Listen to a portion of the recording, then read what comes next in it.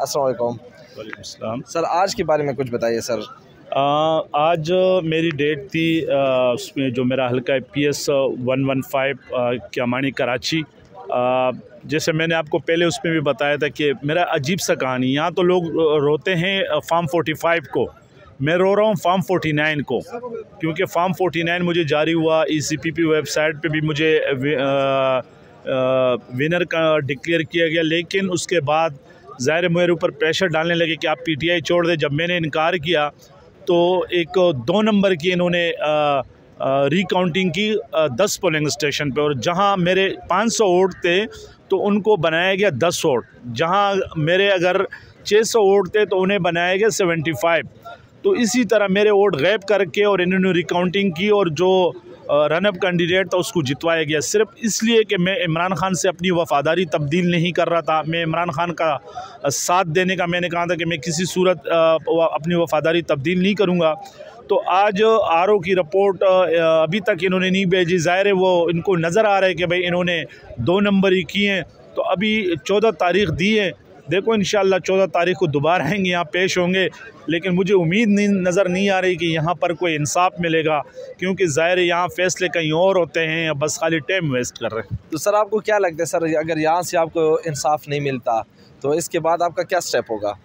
देखिए, मैं तो कानूनी जंग लड़ूंगा। ज़ाहिर है मेरे कायद ने भी कहा है कि हर फोरम पे आपने जाना है, आपने कानूनी जंग लड़ना है। इसके बाद मैं जाऊंगा, ज़ाहिर है सुप्रीम कोर्ट जाऊंगा, क्योंकि हम हाई कोर्ट गए, हमें वहाँ इंसाफ नहीं मिला। कह रहे इलेक्शन कमीशन आए तो यहाँ भी हमें इंसाफ नज़र नहीं आ रहा। ये तीसरी चौथी तारीख़ है जो हमें दे रहे हैं। 22 तारीख़ थी, 26 हो गई, 5 हो गई, अभी 14 हो गए। और ज़ाहिर हम सिंध से आते हैं, हमारे पास तो इतने वो वसाइल है नहीं कि भाई ज़ाहिर है हम इतने, लेकिन अगर यहाँ से हमें इंसाफ ना मिला तो मैं ज़ाहिर है, क्योंकि मेरे हल्के के अवाम का मैंडेट है, मेरे हल्के के लोगों ने मुझे वोट दिया है और उन्होंने मुझ पे एतमाद किया है, इमरान खान साहब पे एतमाद किया है, तो इंशाअल्लाह उनके इस मैंडेट जो चोरी हुआ है उसे चोरी होने नहीं दूंगा और हर उस फोरम पे जाऊंगा। मैं सुप्रीम कोर्ट भी जाऊंगा, अब यहाँ से मैं कराची जाऊंगा तो मैं पुरअमन एहतजाज हर उस पे करूँगा इंशाअल्लाह, क्योंकि जो मेरे हल्के के अवाम का मैंडेट था वो चोरी हुआ है और मैं उससे चोरी होने नहीं दूंगा। तो सर ये कौन लोग हैं जो आपको धमकियाँ दे रहे हैं सर?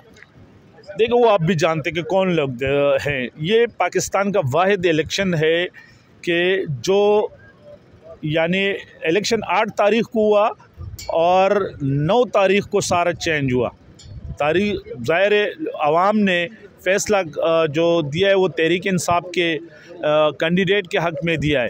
मतलब आप इससे अंदाज़ा लगाए, जब हम कागज़ात जमा करा रहे थे तो हमें कागज़ात जमा कराने नहीं दे रहे थे, हमारे सेकेंडर प्रपोज़र को जो ना वो गैब कर रहे थे, हमसे कागज़ात छीन रहे थे। जब हमने वो कागज़ात जमा किए और हमारे कागज़ात रिजेक्ट हुए, फिर हम कोर्ट गए, कोर्ट से बहाल हुए।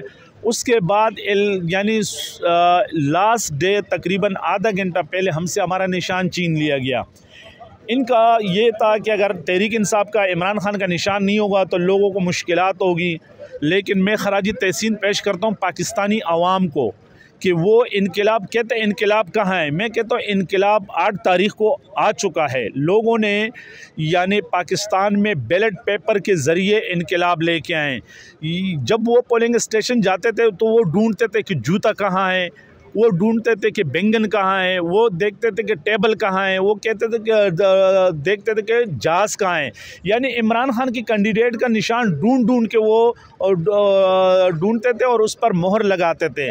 जब इनको पता लगा कि भाई हमारे जितने भी ये 2 नंबर के यानी करप्ट सियासतदान थे जिनको ये सपोर्ट कर रहे थे, इनको पता लगे कि उनकी तो ज़मानत ज़ब्त हो गई, तो इन्होंने 9 तारीख़ को फिर रिज़ल्ट चेंज किया, फार्म 45 को चेंज करके 47 उनको पकड़ा दिया है।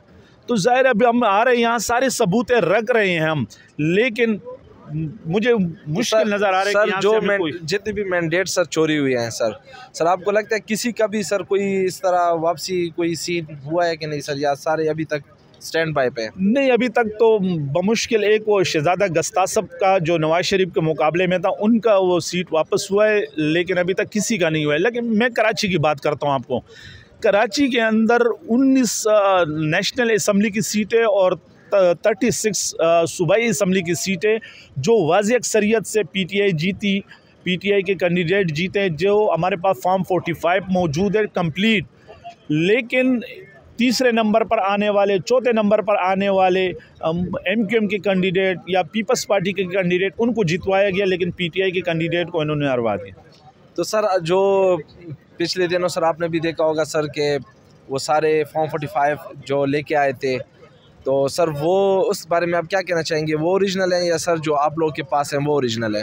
देखिए, आज हमारे एक MPA हैं डॉक्टर सईद आफरीदी PS 119 से, उनका भी केस लगा हुआ था। बाबर अवान साहब जो हमारे बड़े वकील हैं, उन्होंने आज यही आर्गूमेंट किए। उन्होंने कहा कि RO को बुलाया जाए, कि RO ने कहा कि जो इनके पास फॉर्म 45 है ये जाली है, तो उनको बुलाया जाए, क्योंकि ज़ाहिर है हमारे पास जो फॉर्म 45 है वो ना सिर्फ हमारे पास है बल्कि वो जमात इस्लामी के पास भी है, वो मौलाना फजलुर रहमान के पार्टी के पास भी है, वो दूसरे पार्टियों के पास हैं।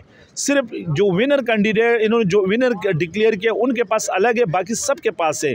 ज़ाहिर है उस पर तम लगे हुए हैं, उस पर सिग्नेचर हैं, फिर उसके पोलिंग एजेंट, हर पार्टी का एक पोलिंग एजेंट बैठा होता है उस पोलिंग स्टेशन के अंदर, और उस फॉर्म 45 पर उस पोलिंग एजेंट का साइन भी है। तो ये तो मैं कहता हूँ फरनाज़िक रिपोर्ट की होना चाहिए, कि ताकि पता लगे कि ओरिजिनल कौन से और जाली कौन से हैं। तो सर जब सब चीज़ें आपके पास मौजूद हैं, तो सर फिर फैसला क्यों नहीं हो पा रहा, क्यों ताख़ीर की जा रही है? मेरे भाई, मैंने आपको कहा ना कि यहाँ फ़ैसले कहीं और से होते हैं। अगर फ़ैसले होने थे तो तहरीक इंसाफ क्लियर मेजॉरिटी ले चुकी हैं। नेशनल असम्बली में तहरीक इंसाफ के पास 180 सीटें थी, यानी तकरीबन 80-90 सीटें तहरीक इंसाफ से छीनी गई है नेशनल में। और इसी तरह सूबों के अंदर, पंजाब के अंदर आप देख लें, मरियम नवाज़ हार चुकी हैं, मियां मोहम्मद नवाज शरीफ हार चुका है, हमजा शहबाज हार चुका है, शहबाज शरीफ हार चुका है, इनके ख्वाजा आसिफ हार चुका है। पिंडी के अंदर आप देख लें, इस्लामाबाद के अंदर